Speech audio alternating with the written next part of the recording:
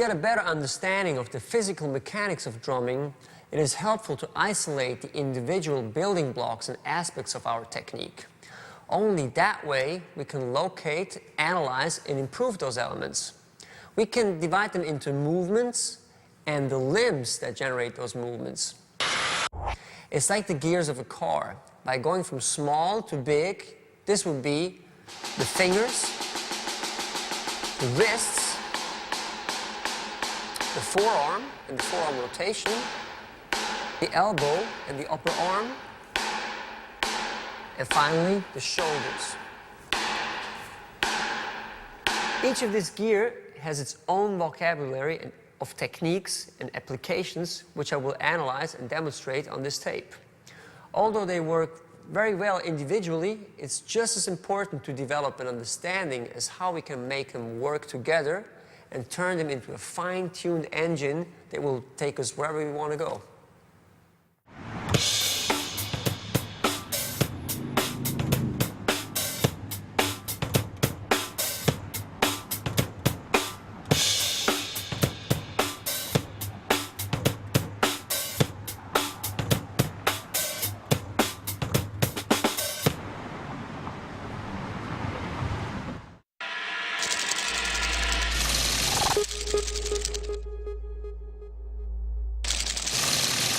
The wrist turn is pretty much the most basic stroke.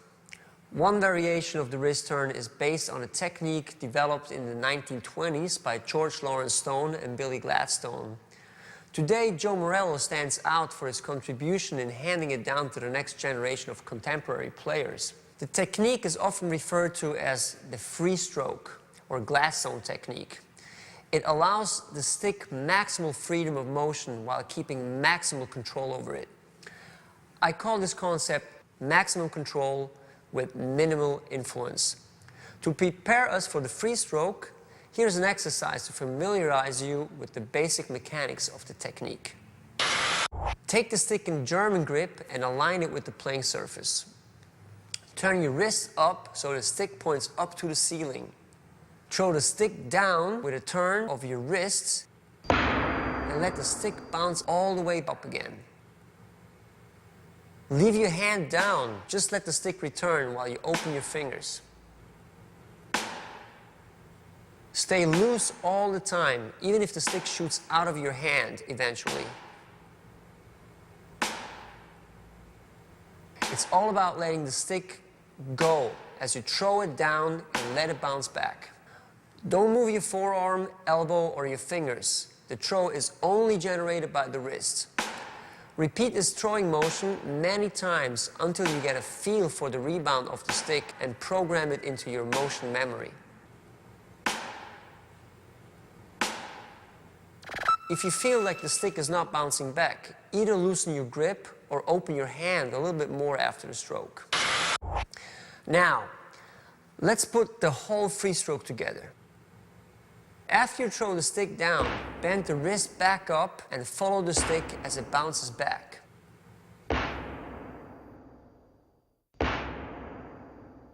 Don't lift the stick up with your hand, but let the bounce shoot it back into your palm. It should be as if the rebound of the stick actually carries the hand back up. Again, the throwing movement is only generated from the wrist as the fingers open and close to release and catch the stick in sync with the motion of the wrist. Catch the stick with your hand, not with your fingers.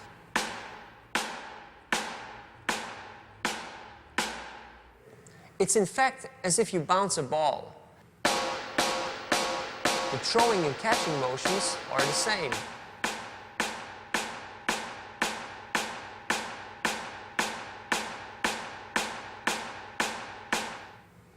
When you're familiar with the basic stroke, start to practice the continuous motion of a full stroke. The stick does not stop, but it stays in constant motion. The motion of the stick, the wrist, and the hand are totally in sync with each other. Watch the lateral movement or motion blur of your stick. It should be very smooth and even.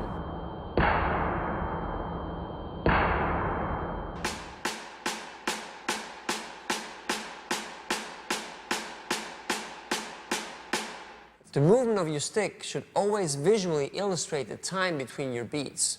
For instance, watch the lateral movement of the stick when I play quarter notes. It describes a 90-degree radius. When I divide the time in half and play 8 notes, the motion radius also divides in half in 45-degree angle.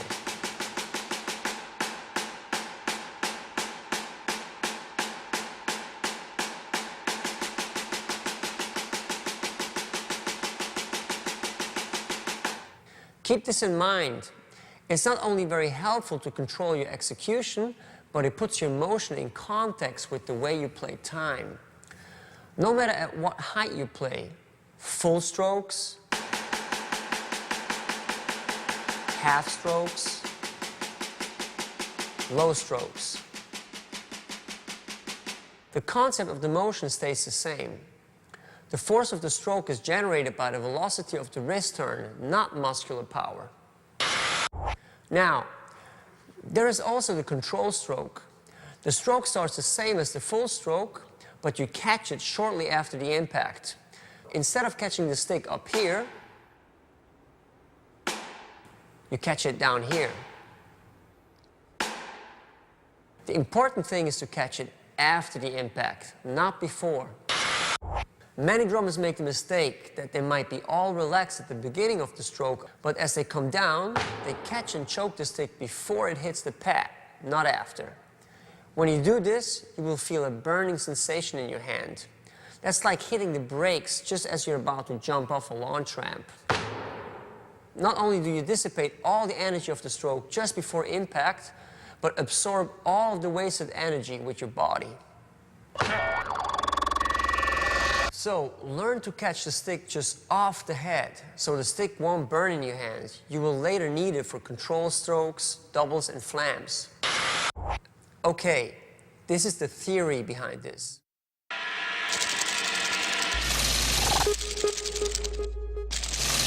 This chapter is mainly theoretical, but it's going to be a very helpful asset in understanding all the techniques I'll explain. The concept is simple, but not easy. So stay with me, you'll be glad you did. Check this out. By contracting the muscles of your wrists, you create the initial impulse of energy. The energy transfers to the stick and accumulates as the stick accelerates.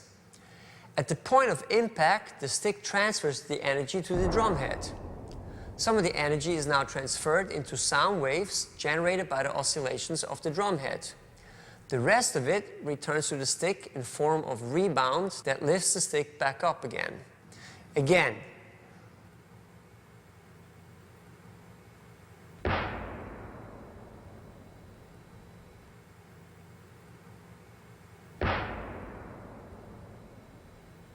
So basically, on the ideal conditions, the entire energy of the initial impulse is returned into the stick and helps it to overcome gravity. Ideal conditions means no friction. By getting out of the way of the stick as it rebounds, we reduce friction to a minimum as a negative influence. Let's look at the ramifications of bad energy management. When we throw the stick down, but fail to release the energy in our grip because we hold it too tight, we resist the energy that returns back into the stick after the impact. Since we get in the way of the stick to express the energy as rebound, the energies collide violently and feed back into our hand where the shock has to be absorbed. This creates negative effects on 2 levels. 1, we expel energy to stop the momentum of the stick on one hand. On the other hand, we need more energy to restart it again.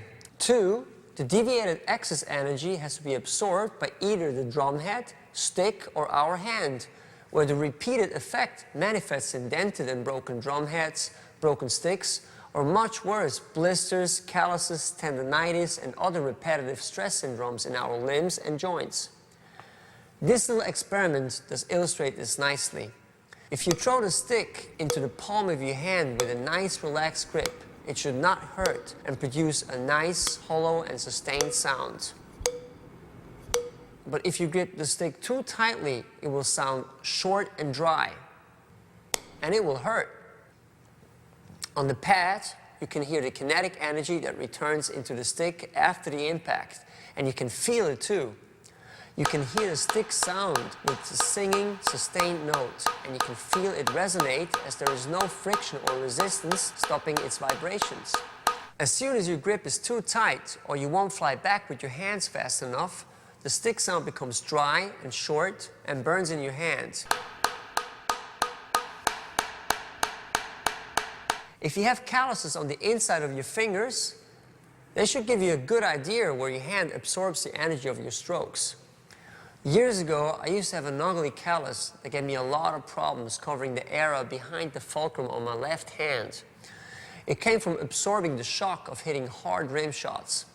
I also used to break drum heads, sticks once in a while. But once I realized what the problem was and I relaxed my grip, the callus disappeared. Today I can play just as hard, but I don't get calluses anymore, and I haven't broken a drum head or a stick in years. If you don't have a pad where you can hear the tone of your stick, get yourself one of those quiet rubber pads and some pitch pair sticks. To work with the sound of your stick and get them to resonate is a key ingredient of the success of all these techniques. Metal sticks can be a great tool to familiarize yourself with a new technique. I don't necessarily recommend power drills with them, but practicing a new move with a metal stick works like a magnifying glass. It brings out the vibrations and the sound of the sticks very clearly, and it makes it easy to optimize the no friction approach. Also, because of its mass, a metal stick will react more stubborn and forgiving as you learn the technique. It's like training wheels on a bike. Of course, use metal sticks only on a pad and never on a drum. To conclude this somewhat extensive introduction into the basic stroke, I want to recap the following point. The most important thing is to let the stick move freely and get that open tone from it. No matter which technique you will use or at what tempo you will play, slow or fast.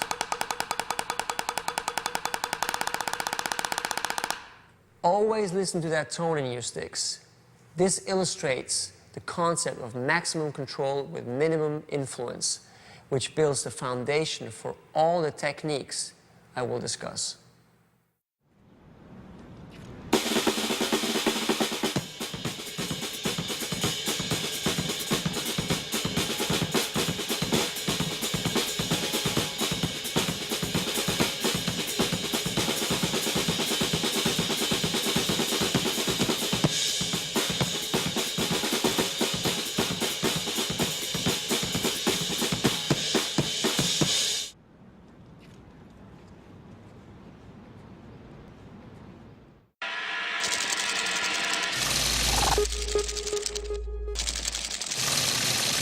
The fingers are the smallest gear in our toolbox.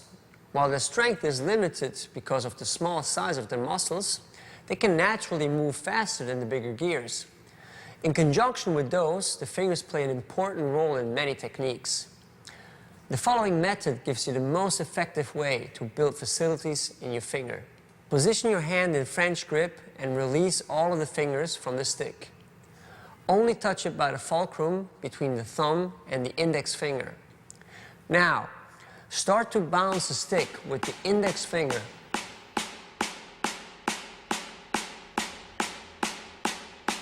The only part that moves is the index finger. Isolate its movement. Also, keep the position and the pressure in the fulcrum constant. No squeezing and releasing.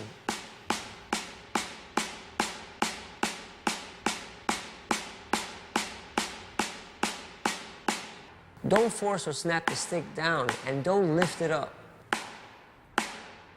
Just let it fall down and bounce up again. Let the stick come back as far as possible. Don't focus on speed, but control and feel. Once you become more comfortable with this move, you can go to the next exercise. Keep the fulcrum between the index finger and the thumb the same, but switch to the middle finger as the engine of the move. Again, focus on keeping the movement of the middle finger isolated. Try to follow the stick with your finger. Try to keep it on the stick. The movement of your finger is the same as the movement of the stick. The release of the finger is constant. From here, you move on to the ring finger.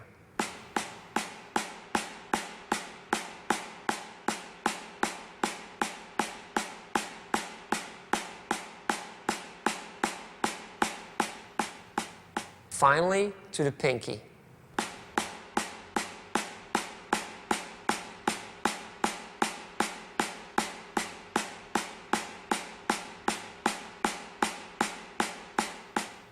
Once you become fluent with the individual motions, you can start to alternate between fingers. Do 8 repetitions each finger. 1, 2, 3, 4, 5, 6, 7, 8. 1, 2, 3, 4, 5, 6, 7, 8. 1, 2, 3, 4, 5, 6, 7, 8. 1, 2, 3, 4, 5, 6, 7, 8. 1, 2, 3, 4, 5, 6, 7, 8. 1, 2, 3, 4, 5, 6, 7, 8. 1, 2, 3, 4, 5, 6, 7, 8. And so on. Then 4. 1, 2, 3, 4, 1, 2, 3, 4, 1, 2, 3, 4, 1, 2, 3, 4, 1, 2, 3, 4, 1, 2, 3, 4, 1, 2, 3, 4. And so on. Finally, with 2.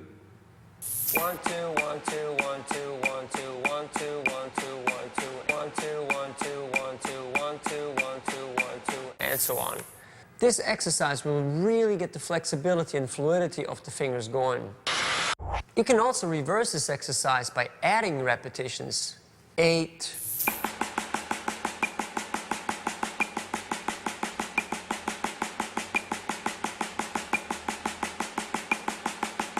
12,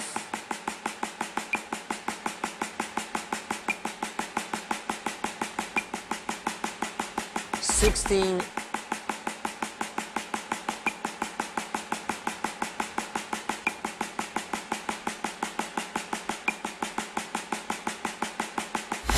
and so on, in order to build strength and endurance once you can reach a certain speed.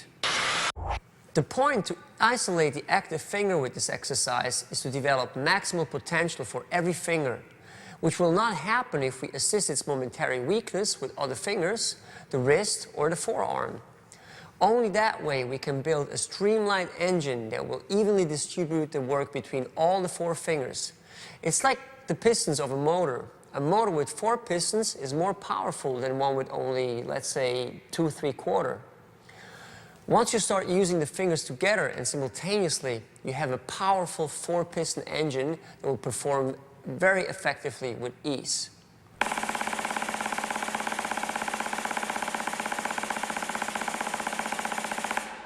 When starting out, the finger exercise can be pretty tricky. You might have difficulties to keep the stick from lingering or sliding from your fulcrum. This might not necessarily be because you don't hold the stick firm enough, but more likely because the pressure you apply to the grip of the fulcrum is not constant. Again, don't squeeze and release the grip in the fulcrum, and mind the power point angle. Also, it might be that the balancing point in the fulcrum is not stable. To assist this, you can hold on to the fulcrum point, in this case, the index finger, until you can keep the balance by its own. You can notice how much easier the motion becomes once the fulcrum is stable. Otherwise, it can also be that your fingers don't get out of the way of the returning drumstick fast enough as it bounces off the pad. When the stick bounces back and hits an obstacle, it seeks the path of least resistance to express its kinetic energy. So if the stick can't bounce back because the finger is in its way, it will escape to the front. Again, metal sticks can be helpful to acquire the basic moves.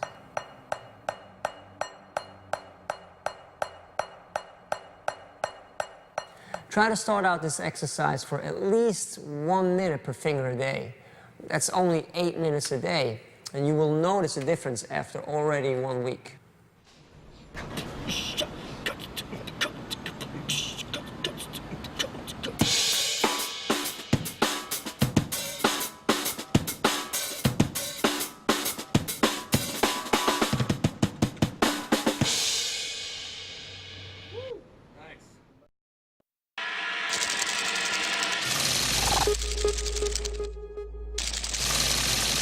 Although this finger technique works fine in French grip, you'll have a problem when you want to use it in German grip, since once you turn the palms down, the natural action of your extended fingers run horizontally with the playing surface. This makes it useless to generate a stroke. So you must adapt a few things if you want to use the finger technique in German grip.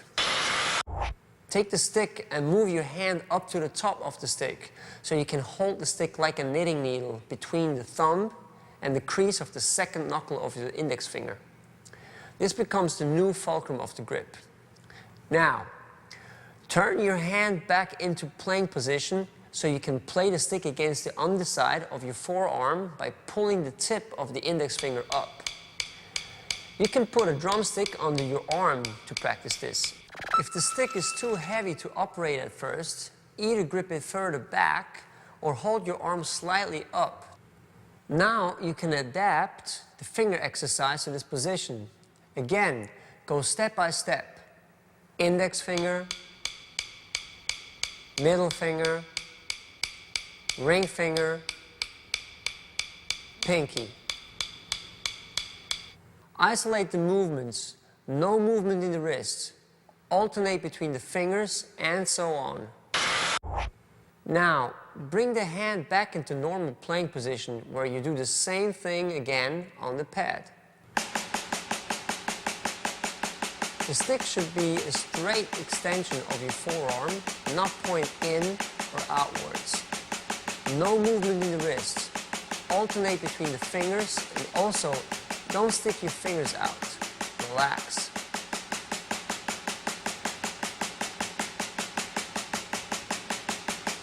Now, start using the fingers together and simultaneously.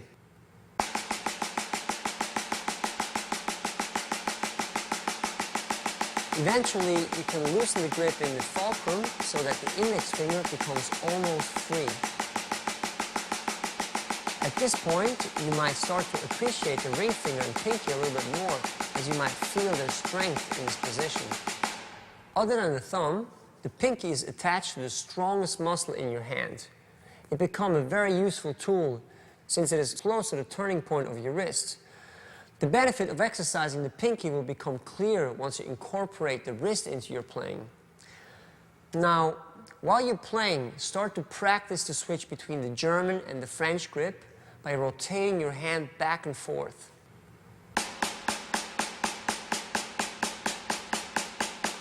Not only can you find many useful positions that way, but you can reduce the strain of the fingers, since you alternate between different muscle groups when switching the grip. This will enhance your endurance drastically.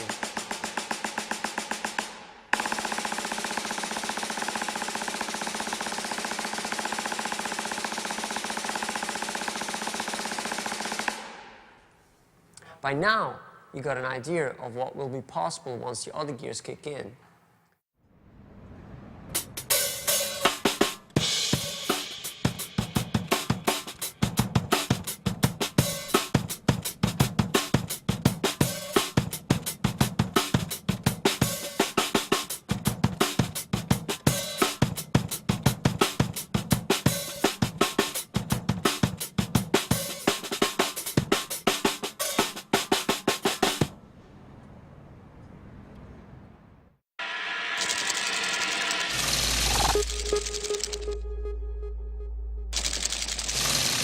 The thumb is the smallest gear in traditional grip, but it's a great tool once you discover its usefulness. It is much stronger than the other fingers and much more dexterous and flexible. On top of that, it's naturally in the perfect position to use with traditional grip. Start from the basic position of the traditional grip. Open up your fingers and turn your palm up slowly until the stick leaves the pad and stays parallel to it. Try to keep the stick at the same angle to the forearm as in the basic position. As the stick has some play in the fulcrum now, start to bounce the stick with your thumb. Turn the whole thumb at the base, not just the tip.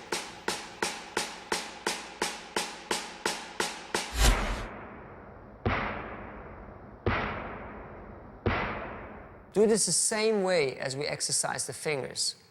Isolate the thumb. Move the thumb only. Keep the stick in the fleshy part of the fulcrum and keep the fulcrum steady. Don't go for speed, but for control and feel. Be generous with your motions. Open the thumb all the way up as the stick comes back. As this move becomes more stable, gradually return into the basic playing position. The thumb aligns itself more with the stick now and it sits relaxed on top of it.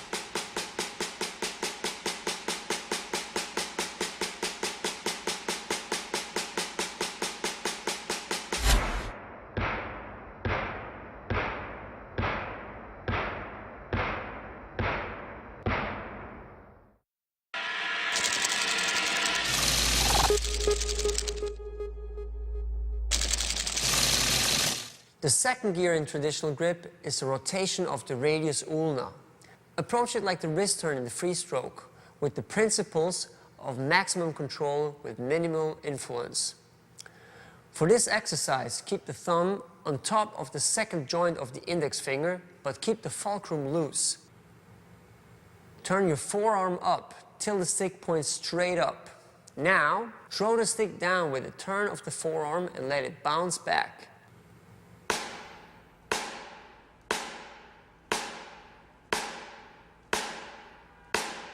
Make sure you get out of the way of the returning stick.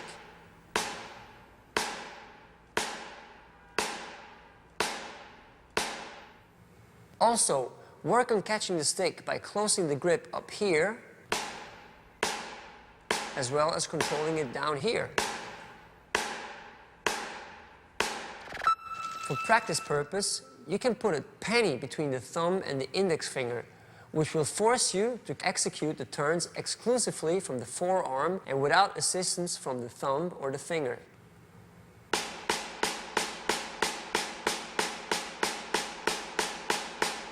Also, keep your elbow still, as this will strengthen your forearm.